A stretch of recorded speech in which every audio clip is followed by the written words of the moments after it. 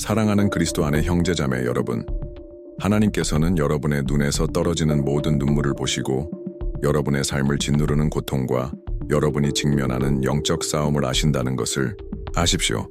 그분은 당신을 가두려는 보이지 않는 사슬과 여러 세대에 걸쳐 반복되는 장애물을 보신다.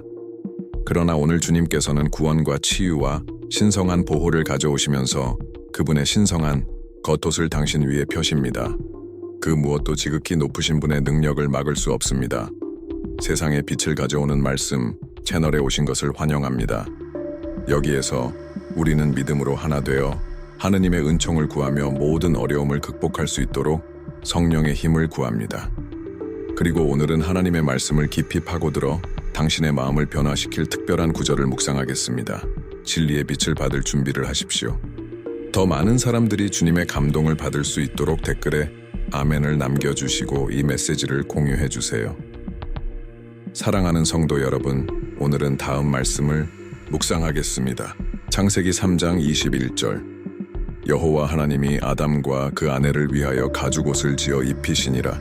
이 구절은 타락 후에도 인류를 버리지 않으시고 당신의 은총과 보호로 인류를 덮으시는 하느님의 보살핌과 자비를 우리에게 보여줍니다. 이 강력한 진리는 우리의 깨어짐과 죄의 결과 속에서도 하나님은 결코 우리를 버리지 않으신다는 사실을 상기시켜줍니다. 그분은 아담과 하와에게 옷을 입히고 그들의 벌거벗음을 덮어주고 보호해 주셨던 것처럼 우리 여행의 모든 단계에서 우리를 돌보십니다. 이러한 신성한 행동은 우리에게 주님만을 온전히 신뢰하고 오직 그분만이 우리에게 은혜와 자비와 구원을 입혀주실 수 있다는 사실을 인식하도록 가르칩니다. 오늘은 이 말씀을 묵상하면서 그것이 우리가 믿음과 겸손과 소망을 가지고 살아가도록 어떻게 인도하는지 알아보겠습니다. 사랑하는 성도 여러분, 나와 함께 묵상해 보십시오. 타락한 인류를 향한 하나님의 첫 번째 자비의 행위가 무엇인지 궁금한 적이 있습니까? 아담과 하와가 죄를 지은 순간 하나님의 공의는 응답을 요구했습니다. 한때 완전한 집이었던 에덴은 수치와 분리의 장소가 되었습니다. 그러나 이러한 상실과 정죄의 상황 속에서 놀라운 일이 발생합니다. 하나님은 남자와 여자에게 모피옷을 입히십니다. 하나님은 왜 이렇게 하셨는가?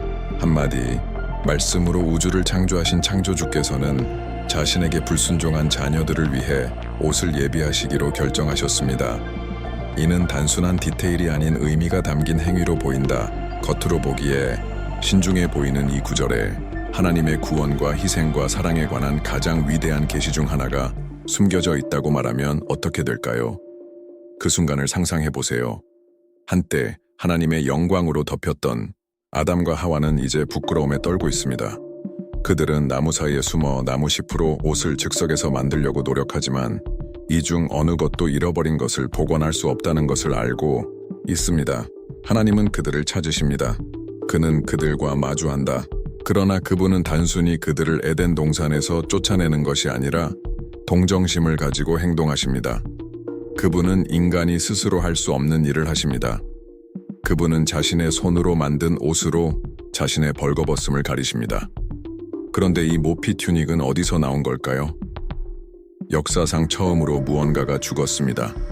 동물을 희생하여 그 가죽이 남자와 여자를 덮도록 합니다. 그것은 죄값의 첫 번째 징조입니다. 잃어버린 것을 회복하려면 무고한 사람이 죽어야 한다는 것을 암시하는 것입니다. 이제 저와 함께 생각해 보십시오. 이것이 하나님의 정의와 자비에 대해 우리에게 무엇을 가르치는가? 이 신성한 행위는 어떻게 미래의 그리스도의 십자가 인류의 회복을 가리키는가?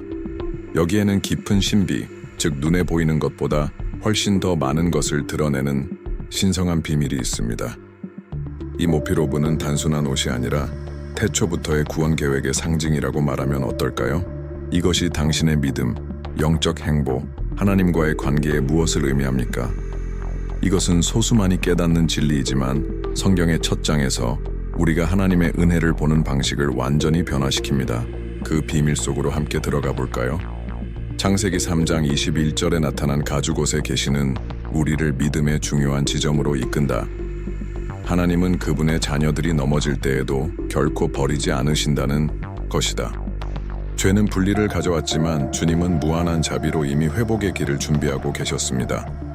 이 구절은 단지 의복에 관한 것이 아니라 우리의 부끄러움을 덮어주시고 우리의 약함을 동정하시며 처음부터 우리를 진정으로 구속할 수 있는 희생을 가리켜 주시는 하나님에 관한 것입니다. 그리고 여기서 우리는 우리 자신의 여정을 되돌아보아야 합니다. 우리는 자신의 실패를 핑계와 선행, 겉모습으로 가리고 무화과 잎으로 자신을 가리려고 한 적이 얼마나 됩니까? 그러나 하나님께서는 오직 그분만이 우리에게 참된 의를 입힐 수 있음을 가르쳐 주십니다. 아담과 이브에게 하셨던 것처럼 그분은 진정으로 우리를 보호하고 회복시키며 우리를 그분께 더 가까이 데려갈 수 있는 옷을 입히기를 원하십니다. 그리고 그것은 좋은 소식입니다. 하나님은 오늘날에도 계속해서 그분의 자녀들을 보호하고 계십니다.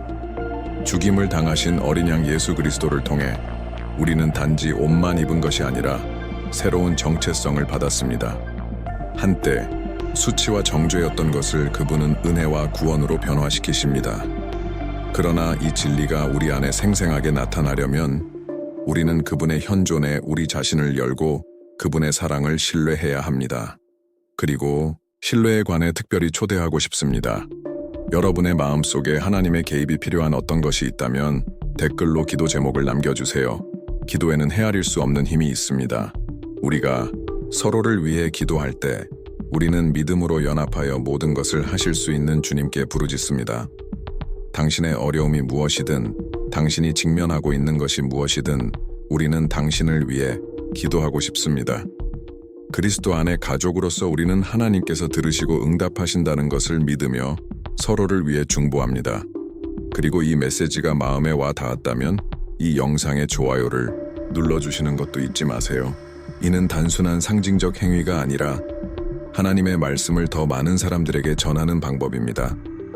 이 콘텐츠에 더 많은 참여가 있을수록 이 강력한 성경의 계시가 더 많은 사람들에게 다가갈 수 있습니다. 아직 채널을 구독하지 않으셨다면 지금 시간을 내어 구독하고 알림을 활성화해 보세요.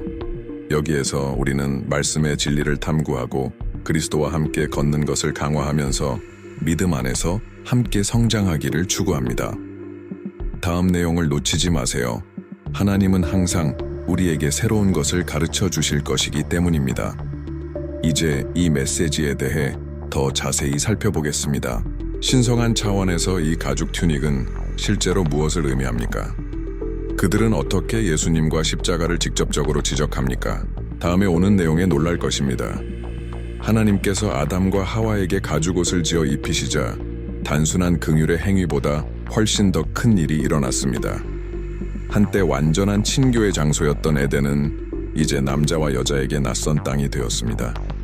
처음으로 죄가 세상에 들어왔고 그와 함께 수치심과 두려움, 그리고 하나님으로부터의 분리가 있게 되었습니다. 그러나 그들이 동산에서 쫓겨나기 전에 하나님께서는 깊은 신비를 담고 있는 일을 행하셨습니다. 그분은 친히 그분의 자녀들의 벌거벗음을 가리기 위한 옷을 마련해 주셨습니다. 그런데 왜 하나님은 가죽옷을 만들기로 선택하셨나요? 왜 아담과 하와가 준비한 무화과 나무 잎을 가지게 하지 않으셨을까요? 겉보기에 단순해 보이는 이 세부 사항에는 하나님의 구원의 첫 번째 표적 중 하나가 포함되어 있으며 이는 성경 전체에 걸쳐 펼쳐질 훨씬 더 큰 일의 예표입니다. 모피가 존재하려면 동물이 죽어야 했습니다. 그리고 여기에서 우리는 성경의 첫 번째 위대한 신비 중 하나를 발견합니다. 역사상 첫 번째 희생은 사람이 아니라 하나님 자신이 수행하신 것입니다. 성경 이야기 전반에 걸쳐 희생의 개념은 죄의 사함과 연결되어 있습니다. 구약에서 우리는 죄를 속죄하는 유일한 길은 피 흘림뿐임을 반복해서 봅니다. 그리고 이 원리는 인류가 시작될 때부터 이미 확립되어 있었습니다. 죄는 죽음을 가져왔고 죽음은 대가를 요구했습니다. 그러나 하나님은 아담과 하와의 즉각적인 생명을 요구하기보다는 대신할 생명을 마련해 주셨습니다. 그들의 수치심을 가리기 위해서는 무고한 누군가가 죽어야 했습니다. 이것이 구속의 전체 이야기를 이해하는데 필수적인 열쇠인 대속의 원리이다. 자세히 살펴보면 죽음이 창조물에 들어온 것은 이번이 처음이라는 것을 알 수 있습니다. 그 순간까지 아무것도 죽지 않았습니다. 모든 것이 생명, 조화, 완벽이었습니다. 그러나 죄는 이러한 현실을 변화시켰습니다. 하나님께서 창조하신 완벽한 세상은 이제 인간의 범죄로 얼룩졌습니다. 그리고 남자와 여자가 벌거벗지 않도록 하나님께서는 먼저 생명을 희생하여 그들을 덮으셨습니다. 이것은 수세기 후에 일어날 일, 곧 하나님 자신이 예수 그리스도를 통해 모든 인류의 육체적인 벌거벗음뿐만 아니라 영적인 벌거벗음을 덮기 위해 피를 흘리신 사건으로 우리를 직접 인도합니다. 역사상 최초의 희생은 인간이 만들어낸 것이 아니라 신이 주도한 것이었습니다. 하나님은 이미 죄가 처리될 수 있는 유일한 길, 즉 무죄한 자의 피를 통해서만 지적하고 계셨습니다. 이제 생각해 보십시오.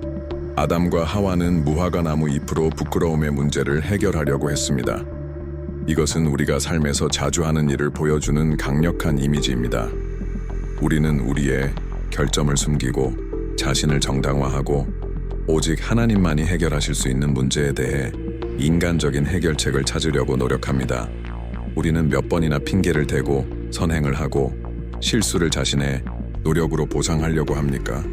그러나 그 잎사귀만으로는 아담과 하와를 진정으로 덮을 수 없듯이 인간의 노력으로도 죄의 문제를 해결할 수 없습니다. 오직 하나님만이 우리를 진정으로 보호해주는 옷을 입혀주실 수 있습니다. 이 첫 번째 희생은 죄에 대한 해결책이 결코 우리에게서 나오지 않고 언제나 하나님에게서 나온다는 것을 우리에게 가르쳐 줍니다. 그 남자는 자신의 몸을 덮을 수 없었습니다. 하나님이 개입하셔야만 했습니다. 그리고 이 진리는 성경 전체에 걸쳐 반복됩니다. 구약의 제사 제도는 이를 반영합니다. 이스라엘 백성들은 자신들의 죄를 속죄하기 위해 끊임없이 제사를 드려야 했지만 이러한 제사는 일시적일 뿐 결코 최종적인 것이 아니었습니다. 그들은 다가올 참된 희생의 그림자였습니다. 그리고 이 최종적이고 완전한 희생은 갈보리 십자가에서 이루어졌습니다. 그날 에덴에서 아담과 하와에게 일어난 일은 구속에는 피가 필요하다는 것을 처음부터 보여주었습니다. 하나님께서는 죄에는 대가가 있고 그 대가는 생명임을 계시하고 계셨습니다. 그러나 그분은 또한 더 깊은 것, 즉 그분 자신이 기꺼이 그 대가를 치르실 것이라는 사실도 밝히셨습니다. 하나님께서 아담과 하와에게 옷을 입히기 위해 그 동물을 죽였을 때 그분은 너희를 덮을 수 있는 자는 나뿐이니라 라고 말씀하신 것입니다. 이것이 성경 전체에 흐르는 큰 비밀입니다. 첫 번째 희생도 하나님의 행위였으며 마지막 희생도 하나님의 행위였습니다. 이제 잠시 생각해 보세요. 무화과 잎으로 몸을 가려보셨나요? 하나님께서 은혜를 입히시지 않고 자신의 힘으로 영적인 삶을 해결하려고 하였습니까? 아니면 그분이 이미 제공하신 것을 기꺼이 받아들이시겠습니까?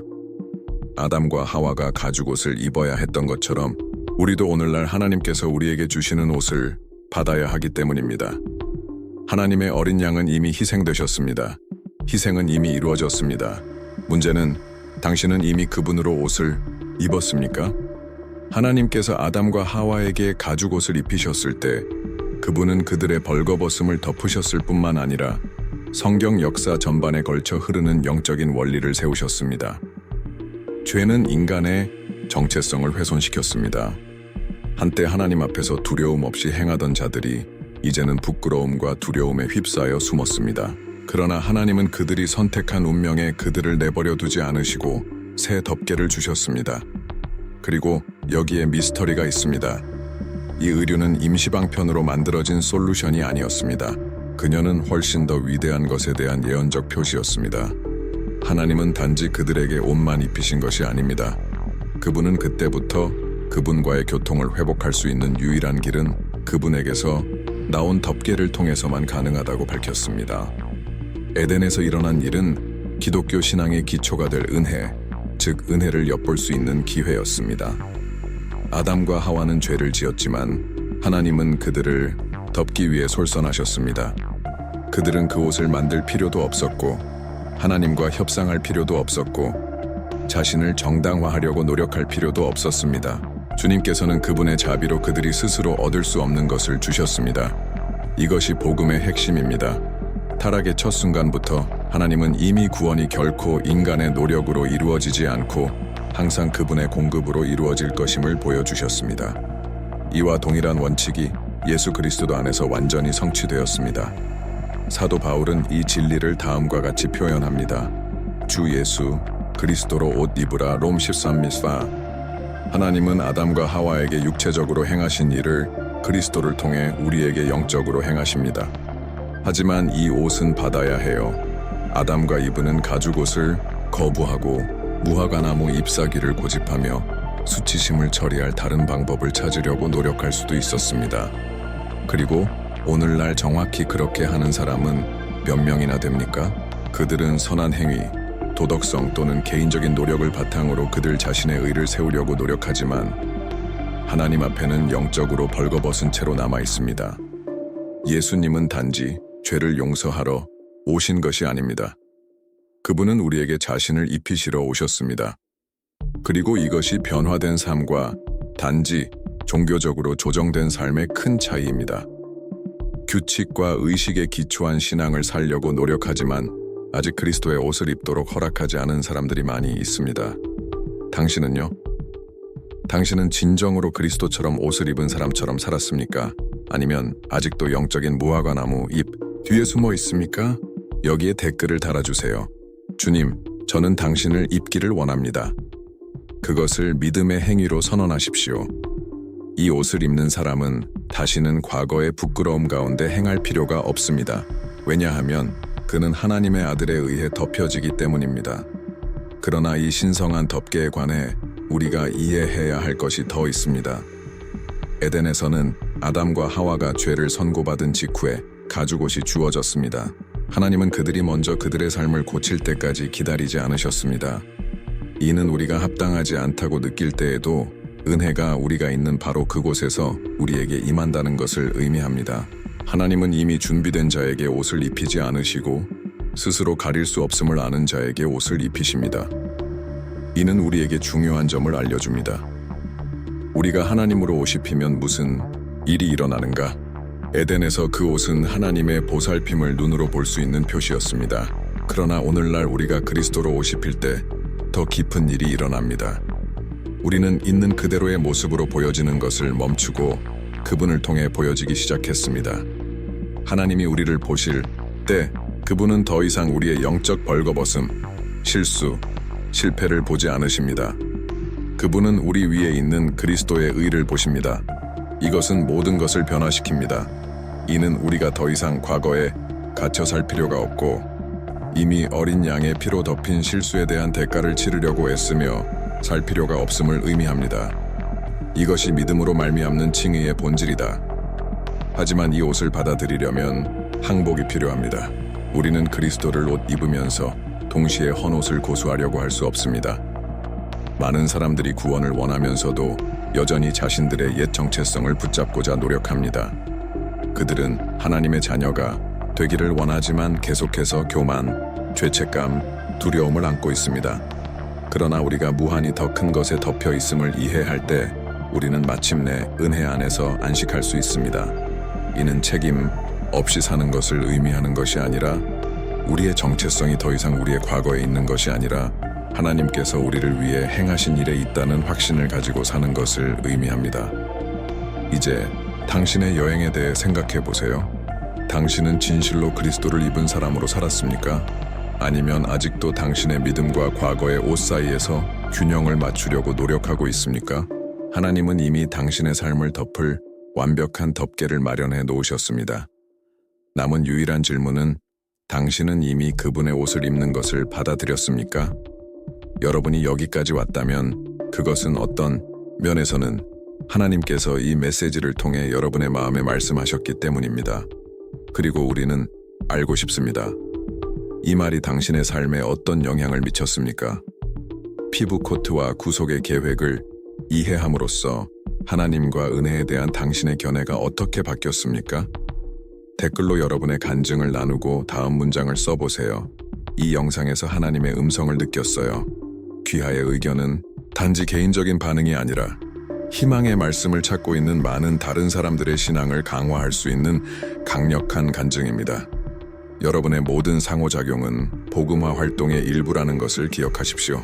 여러분의 간증을 나눌 때 여러분은 하나님께서 그 메시지가 필요한 사람에게 말씀하시는 통로가 될 수 있습니다. 그러니 주저하지 말고 의견을 남기고 이 영적 운동에 참여해 보세요. 그리고 이 말씀이 당신의 삶을 구축했다면 변화를 가져올 수 있는 몇 가지 행동을 취하지 않고 떠나지 마십시오. 첫 번째, 채널을 구독하고 모든 알림을 켜세요. 이렇게 하면 당신은 하나님과의 동행을 강화하고 말씀에 대한 지식을 심화시켜주는 감동적인 콘텐츠를 계속해서 받게 될 것입니다. 주님께서 여러분의 마음에 드러내고자 하시는 새로운 것이 항상 있으며 그분이 준비하고 있는 것 하나도 놓치지 않기를 바랍니다. 뿐만 아니라 이 영상에 좋아요를 남겨주세요. 단순한 클릭처럼 보일 수도 있지만 저를 믿으세요. 엄청난 영향을 미칩니다. 유튜브는 이 콘텐츠가 관련성이 있다는 것을 이해하고 있으며 결과적으로 더 많은 사람들이 이 혁신적인 메시지를 받을 기회를 갖게 될 것입니다. 이 작은 태도만으로도 하나님의 도구가 될 수 있습니다. 여러분의 좋아요와 참여는 말씀을 전파하고 아마도 이 계시가 꼭 필요한 사람들에게 다가가는 데 도움이 됩니다. 그리고 떠나기 전에 여기 최종 화면에서 다음 비디오를 선택하세요. 각각의 새로운 가르침은 당신의 영적 삶의 문을 여는 열쇠가 될 수 있습니다. 하나님께서는 여러분의 마음에 더 많은 말씀을 하시고 계십니다. 우리는 이 믿음의 여정에서 여러분과 함께 걷고 싶습니다. 주님께서 여러분의 삶과 가족에게 풍성한 축복을 부어주시기를 빕니다. 이 말씀이 계속해서 여러분의 마음에 열매를 맺고 하느님의 사랑과 정의에 대한 심오한 계시를 가져오기를 바랍니다. 다음 영상에서 만나요.